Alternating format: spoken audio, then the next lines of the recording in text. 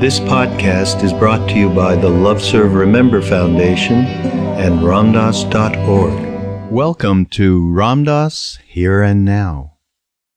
I'm your host, Raghu Marcus. Well, I came across some unreleased lectures that Ramdas gave after he first came back from India. So this is actually March of 69, and they are part of what we call the Be Here Now tapes, because there was a succession of programs that Ramdas did when he came back in New York City at a place called the Sculpture Studio, and in other places, including at his father's farm in New Hampshire. Now, the first lecture that I'm going to play after this little introduction is it's interesting because Ramdas is actually giving some meditation instructions, and I think this can be really helpful for all of us, actually. It's a meditation that we ended up, when we went back with Ramdas the second time that he went back, which was for many of us in 1970, at the end of the year. And the first thing that happened is many of those people, including Ramdas, ended up at a Vipassana meditation course. That's insight meditation, which the teacher at the time, whose name was Goenka, had studied or practiced in Burma, which is where this particular meditation comes from. So the interesting thing, though, is that so Ramdas must have known about. This is something I haven't asked him, and I'm not really sure what the answer is, but he must have picked this up the first time he was in India, and he must have done a little of this Vipassana. And in this particular exercise, he gives just the basic thing about how to get focused, how to use concentration, and just where you can go behind the thoughts and you're not captured by them. Anyhow, I would also say at the time that we went back, many of us started to do this particular practice. Now, Maharaji, Karoli Baba, our guru, he never, ever said, do this or do that. And if you've been listening to these podcasts, I do know, I told the story of asking Maharaji how to meditate, because figured that's what you do. You get to India, you get a guru, you get a mantra.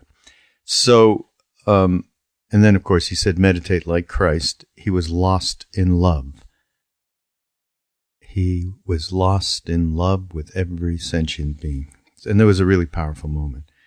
So, he wasn't teaching anything in particular, not yoga, not meditation, not chanting, not studying holy books. But at the same time, of course, all of that was happening.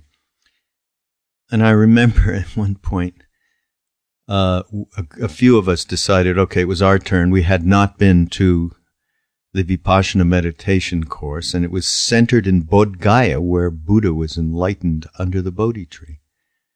And so we were going to go there, and of course we said, Maharaji, is this a good idea? And to go do the course, because he used to say the course in English. He would go, the course, go to the course. And so that's what he said to us. Jiao, go to the course. Any opportunity he seemed he had to get rid of us for a while was a good opportunity. And so off we went to the course. And it was a 10-day course. And then on the way back, we actually met him at a mentor of ours' house in Allahabad, where the big melas are held, where the Ganges and the Yamuna and the Saraswati all meet. So we get back there, and Maharaji's sitting out on Dada's veranda. And Dada is the mentor that we had. Somebody I'd love to talk about in another one of these podcasts. He was an incredible being. And so we get there, Maharaji, as I said, he's sitting out, on the veranda with some other Indian people. And we come up and we greet him and pranam. And he says, "So you were at the course?" "Yeah, we went to the course." So he said, "Well, show me what you learned. Show me, what did you learn? Show me, you know how to meditate now?" And we were all like, "Yeah." And I mean, just imagine this. We're in our early 20s, most of us, except for Ram Dass, who was a little older. And there we are with this being who is like part of the fabric of the universe. I mean, he's just part of everything. It's an empty, there's nothing going on there. And yet at the same time, he's chatting us up about this meditation thing. So we all decide, okay, we'll show you. And we sat with straight backs, with our legs crossed like yogis, and with our eyes clenched shut. Now, God knows what any of us were doing at the time, and it wasn't meditating, I'll tell you that. And then as soon as we did that, we heard this high-pitched laughter from him. Maharaji was, look, they know how to meditate, he was telling the other Indians. So this was our spiritual life with our guru, Neem Karoli Baba. He kept it light. I guess that's about all we could handle. So here and now is Ram Dass with a meditation on the breath. Put your hand right on your abdomen. That's sort of right below your rib cage. And notice that when you breathe in, if you're relaxed, the abdomen rises. And when you breathe out, it falls.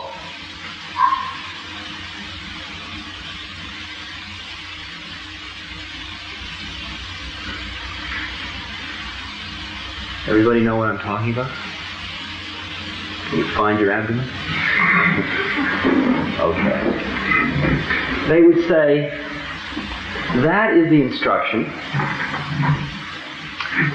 You will now observe. You don't have to hold it unless you need to find it. You will now observe your abdomen rising and falling. Don't attend to your breath. Just attend to the abdomen rising and falling. Now, for the next 3 minutes, roughly, you have all come here. You've dedicated your evening to whatever it is you thought you would get here.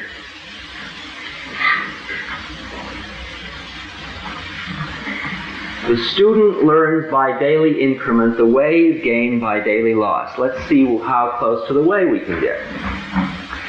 For the next 3 minutes, all you have to do in life, you don't have to evaluate whether anything is happening. You don't have to decide whether it's worth doing it. Stop, turn off the whole judgmental game. All you have to do for the next 3 minutes is attend to your abdomen. That's all you got to do. You don't have to listen to the sounds outside. You don't have to think about your body. You don't have to do anything. Just put it all in neutral. And every time your abdomen goes up, think rising. And every time it goes down, think falling. Only 3 minutes. You certainly, of all the rest of the time when you're planning, thinking, remembering, you're doing that all your life. For 3 minutes you can turn it off. And I'll tell you when the 3 minutes is up. Do all understand the instructions? You can begin.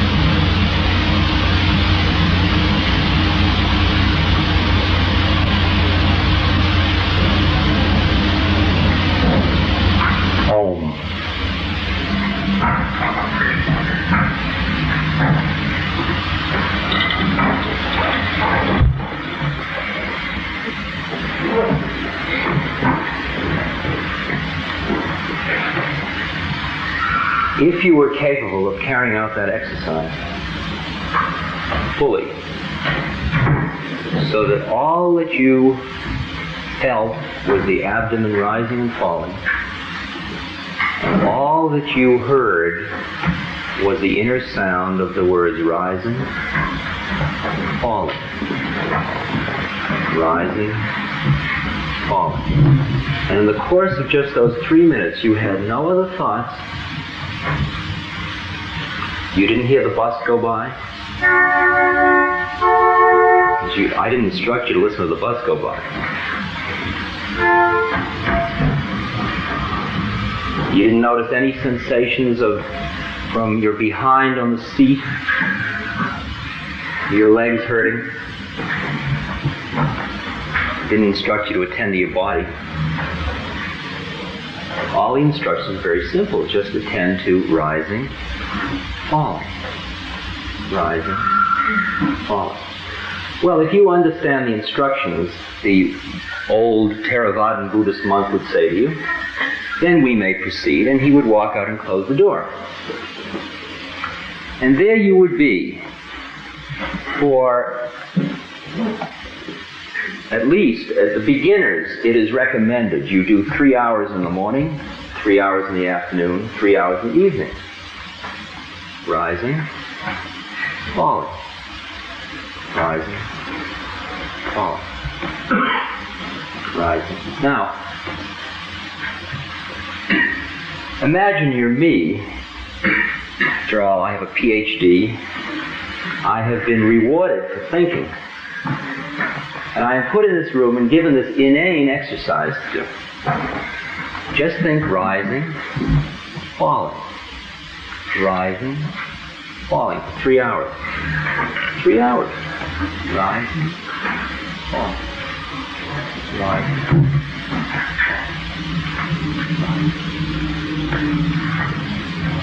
If you could do that,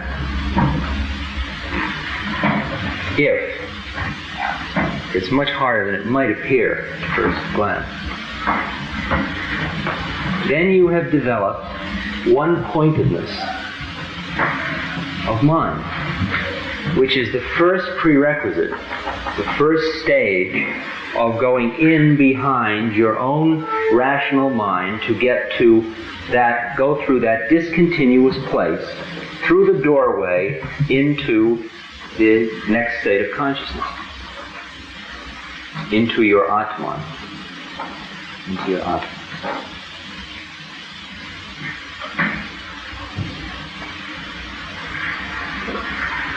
Or you may want to try it, these gentle little things, try it with a candle flame. Set a candle flame out about 2 hands like this from the middle of your eyebrows. This is called tratak. Just about even with your ajna. And you relax, get a good comfortable position with your head, neck, and chest upright, however. Doesn't have to be the lotus position, just straight up. And there's the candle, and there you are. Now, most people, when they look at a candle, they try. Remember, we can't try. You've got to give up trying. You're trying to become enlightened. You're trying to become one with the candle. You're trying to have a change. No, can't do any of that. Just you and the candle. You're hanging out together. You hang out, you and the candle. There we are. Just me and the candle. Me and the candle. 5 minutes, just me and the candle and all my thoughts. And all the sounds, is the clock ticking.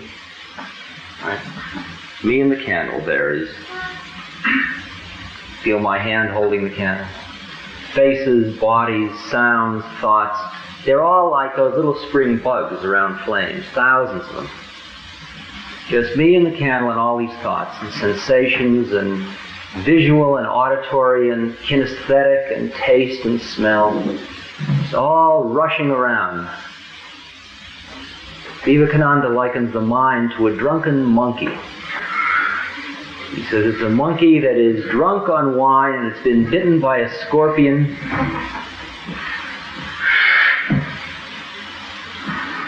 and it's angry. And it's rushing around, and it's just going from thought to thought. So that around the candle flame and you, there are thousands. Your mind is just rushing everywhere. I would be sitting in the temple in the Himalayas, and the Guru would say to me, the next day I'd go to the Guru and he'd say, "You were in America last night." He was just checking where my head was. Found me in America. He looked for me all over. And he'd find me at the Fillmore Auditorium or eating Thanksgiving dinner or some old desire, running through again, running an old tape. It's the candle flame and me and all these thoughts, on and on, until an interesting thing happens. Just relax and let it happen. You don't try to do anything. And after a while, the most interesting thing is there is just the candle flame in you.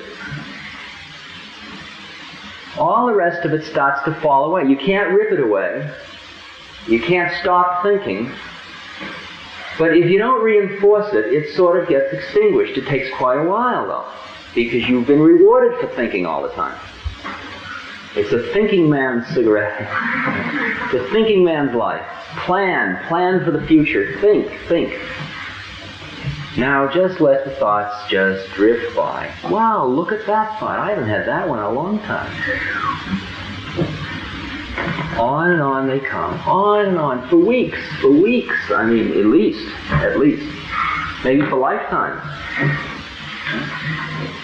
But if you just let them go, if you don't get attached to them, see, the thing is, they're very seductive.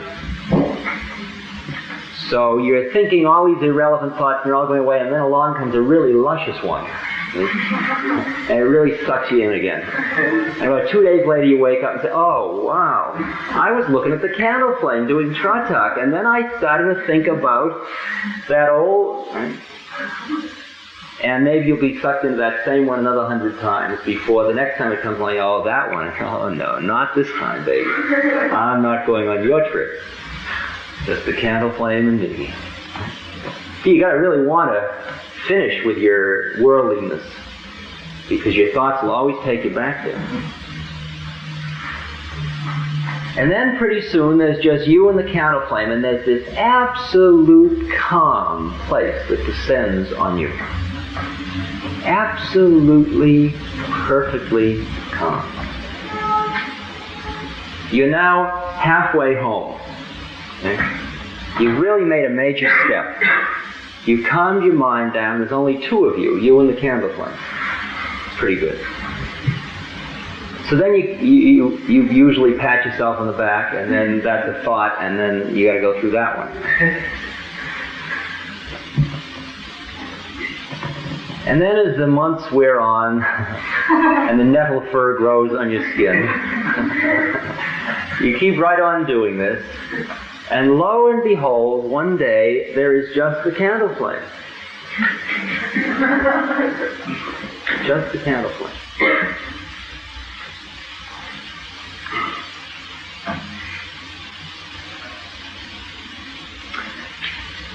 That is called making samyama on a candle flame. Which means as you become the candle flame, you really understand candle flames. Because you are it. That's all you have left, is candle flames. You have just done an extraordinary thing. You have extricated your awareness from the time-space locus, which you thought was you, originally in that first birth. And you've just wiggled your way out of it until suddenly that time-space locus you always labeled as where you started from wasn't where you were starting from at all, because now there's only a candle flame, and that's where awareness is.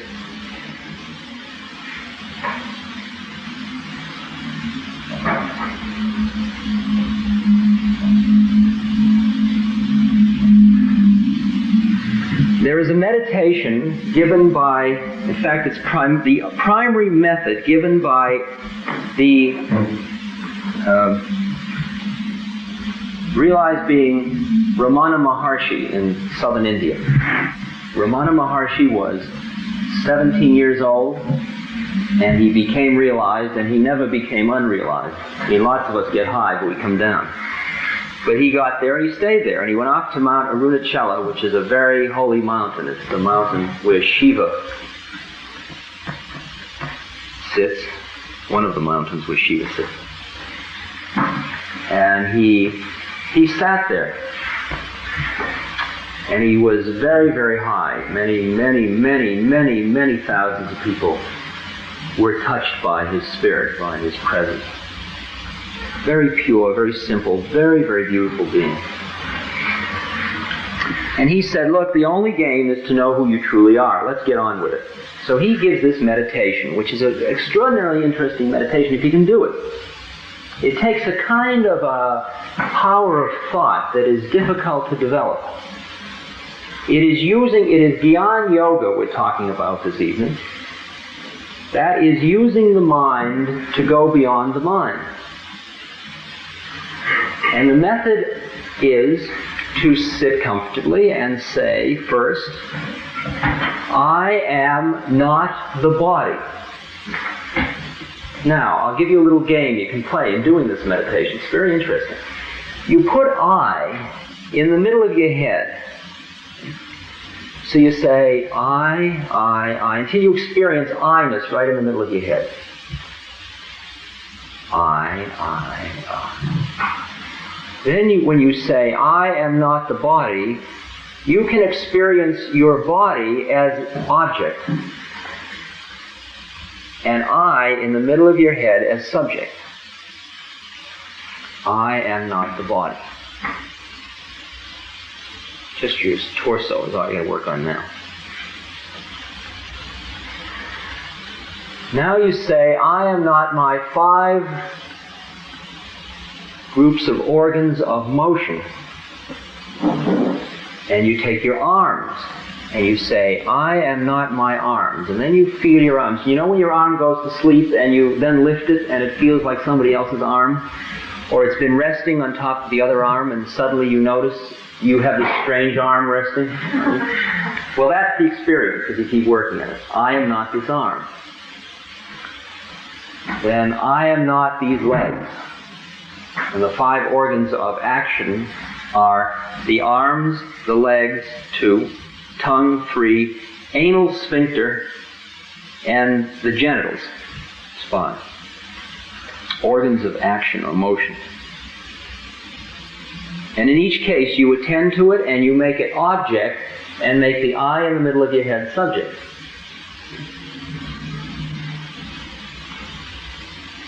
Then you say, I am not the 5 senses.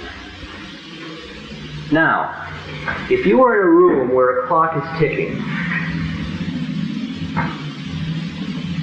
and you start to read a book, you usually don't hear the clock tick. Almost everybody in this room has had that experience. And then you put the book down and the clock is ticking again. Well, now, that was involuntary. There is the clock ticking, there is your ear hearing the clock tick, and then there is your awareness attending to your ear hearing the clock tick. 3 components. What the game now is to separate awareness from the ear hearing the clock tick. That is, you make the ear, first you make the clock object, then you make the ear hearing the clock object, so that you have done voluntarily what before you know you can do because you've all done it involuntarily. That is, you say, I am not my hearing, and then you observe your ear hearing.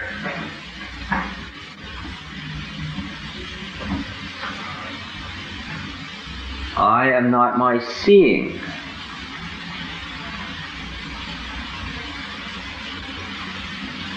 I am not my smelling.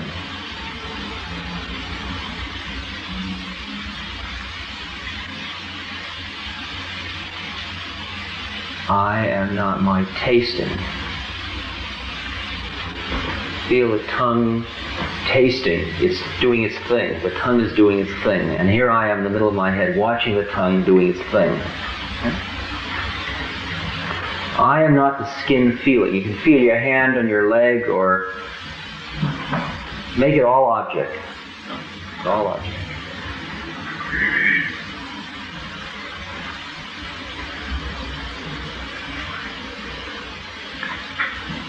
Okay, now we'll start with the internal organs.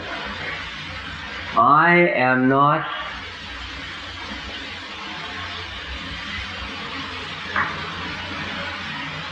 circulation.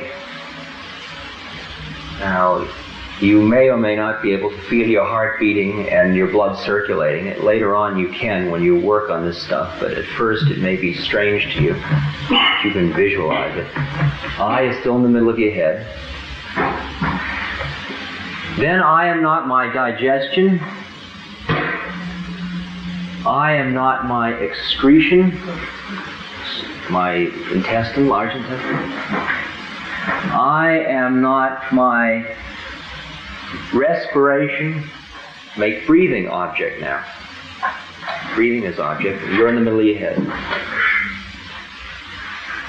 I am not, this is an interesting one, I am not my perspiration. You just feel like whole excreting through the skin process. Put I in the middle of the head. Now we're very close to the critical place. Now comes the tricky one. There's only one left. But this is the stinker. This is the hard one. You've got all that. You're done with your body, you're done with your legs, arms, nose, eyes, and you may lose along the way. You've just finished with your eyes and suddenly you notice you feel your body again. So you got to go back and do that. It may take you a few hours to get this, really going. Now you say, I am not this thought.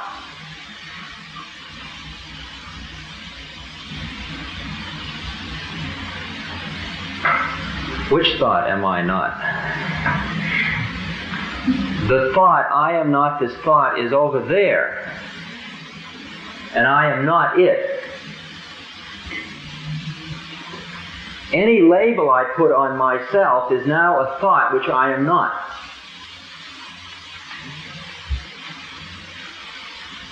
Now, if you can do that, you have just extricated yourself from space. From a fixed spatial point. You have gone behind the I thought. Gone behind the I thought. If you do that, you then enter into the first level of what is called samadhi. This podcast has been brought to you by the Love Serve Remember Foundation and Ramdas.org. We appreciate all the support for the Foundation and for Ram Dass's work, and we hope that you will continue that support. You can go to ramdas.org and click on the Donate Now button and follow the prompts. Thank you.